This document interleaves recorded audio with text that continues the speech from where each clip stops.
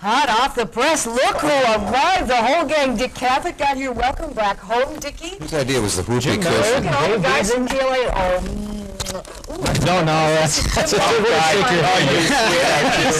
Charlie Michaels, the whole gang from KOLN Radio is here. Aren't we making history? I This think is history. We have dragged a radio show into a television studio. I don't think anybody's ever tried that before. Do you know that it's about Where's my time makeup? you got on this show, Dick?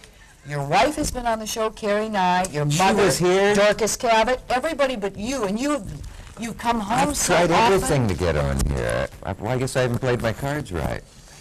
Whom does one have to know, and what do you have to do to get on this show? Tammy Alvis, and Wah, and Guy, and all of these wonderful guys over at KLIN, and that's how you get here. Guy's wearing enough makeup, he looks like Madame Tussauds. How do you like his tie? Yeah, he likes. How do you like Oh, his the tie is It goes with your terrific. head, I think. Did Liberace tie that on you? Look, that's what she said. We wanted to invite you to the Bob Devaney Sports Complex tonight because Is that where they're having Scott Johnson's wedding? Scott Johnson's getting married? Scott's getting, well, unless it's off. He called me some weeks ago to say he was getting married. I hope I haven't No, this is spilled any beans or put any back in the jar. the Olympic volleyball team, and there they are right over there. And they want to invite you to come over to Bob Devaney Sports Center tonight. Why is volleyball always played by nudists?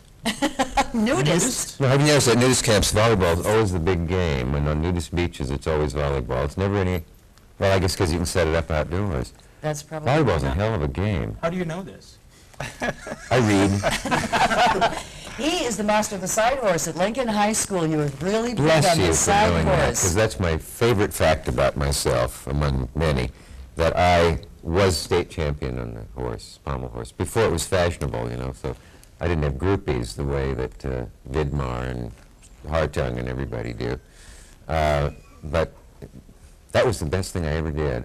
I learned from that the only way you get anything that you want is to work either very hard at it or to be lucky and have it fall into your lap. Guy, you ask him the question you wanted to ask him. The question I wanted to ask you, many years ago on your show, you had a person that died.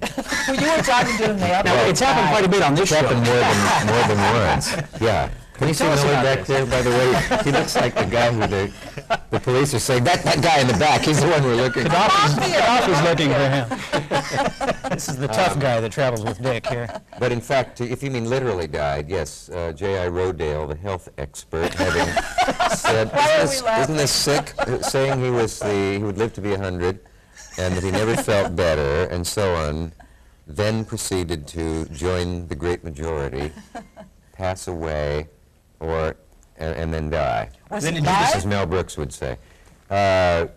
Yes, it was live on tape. That is, we were taping at 10 at night to air it later. And Did you naturally, we substituted another show. The first hour of the show went fine. He was on for 30 minutes. He was funny. I remember making a mental note to have him back. I mean, the ironies are just enormous. And he then... Did you scrape him up, or did you just leave him there? What happened was that he had moved down. It was the desk and chair sort of set, you know. So he had been here, and I had been at the desk, and then he had moved down, and then Pete Hamill, the columnist, had come out. And while Hamill was talking, Mr. Rodale suddenly went, and people laughed, thinking, well, he'd been funny before. No, And you this were is- just bored And and this you was his fell way of asleep. saying, you know, I'm bored or something. And I said, are you, Mr. Rodale? And I looked at him, and I knew he was dead. I honestly did. I mean, and not everybody did. Why are we laughing? All you have to do to break him up is talk about a tragedy.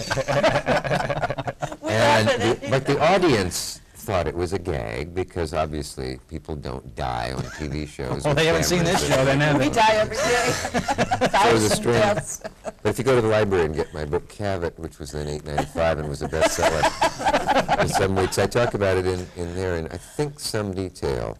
Yeah. Okay, Well, listen, we're not we have to almost have- off the air. No, We no, haven't have done to my take tap this- number. this We haven't done commercial break. our yodeling We duet have to talk about the lead center, with the lead center. and we're of going to have you course. do your number. We'll be right back right after this with Dick I bet Cavett, you're okay? lying. I bet the show's over. Dick didn't have his makeup because he didn't know he was going to be on television because he was on KOLN radio this So morning. aware of that. At KLIN, they don't make Still you up is. for radio. And I look like the late Harry Langdon in silent films. Well, why are you in town? What brings you back, Dick? I'm just so stunned at what we're doing. We're doing a radio show. And a on television show at the same time. television, and I think probably the FCC will be up all night figuring out how many of you just Laws sue we're and breaking. bust and so on. I was in Omaha, and I came over here for the lead center to do a. Phil Griffin asked me to. I met in New York and said, "Would you come out and be our honorary chairman?" and told me all about it. It sounded like such a great thing, and something that Lincoln certainly should have, and its university should have, and its state should have, because the effect of having an arts center like that will be felt all through the state. Also, there'll be people who can come here from all over the world. As I said, you'll be able to graduate from having Geraldo Rivera to having Leonard Bernstein. Did you watch Geraldo Rivera's opening of Al Capone's vault? Yeah, I've known him for some years, so I wasn't too surprised at its contents, but I guess... Geraldo or Al Capone?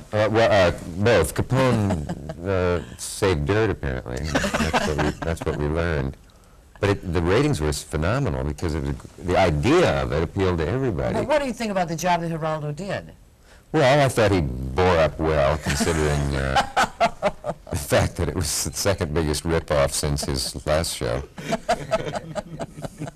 He's not listening, is he? He was on the show a couple of weeks ago promoting it, and he thought that there was actually bones in there. But I think I'm not at all surprised. I think he did a nice job. He really. Oh yeah, I mean, what's the guy considered. going to do when he's just pulled off the biggest fiasco in the history of 2 television? hours, anyway. Suckered people into it. Now a live show And though, with it, then live put explosives. his arm around his buddies, because we all know he's a great friend of the working man, since he used to be Jerry Rivers. And I asked him about that, and he said he was never Jerry Rivers. did he really? He said, quote unquote, it was a bunch of balls. He's added mendacity to his list of talents then. No, a friend of mine was in law school with him as Jerry Rivers, and if you have on tape his saying he wasn't Jerry Rivers, I'd be very happy to confront him with it. Yeah, what are you up to these days in addition to the lead center? Can't we praise some more people? I'm changing the subject. Well, I entertained the president and had him entertain me last week. I didn't know that's what was going to happen. I was the entertainment at the press corps in Washington. It's a bizarre feeling to hear the President of the United States doing jokes, I think actually written by Bob Hope, one of Bob Hope's writers. No, because they're friendly. You know, when the President needs jokes, he gets them and so on. And go imitate a Ferris wheel? What does this mean, go like that? They're trying to get us out of here. That means we got to go, but what a delight to have you here with us. Well, tell the people who think the money for the lead center would be better spent on science, that science is, the arts have never blown up a nuclear reactor, as far as I know. Thank you for coming, and thanks to KOLN Radio and all you guys in the Mafia back here, Jim Miller and Dave Beesing. Did you say a word? Did you say a Say word? something.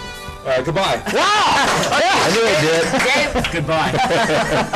oh, have a wonderful weekend.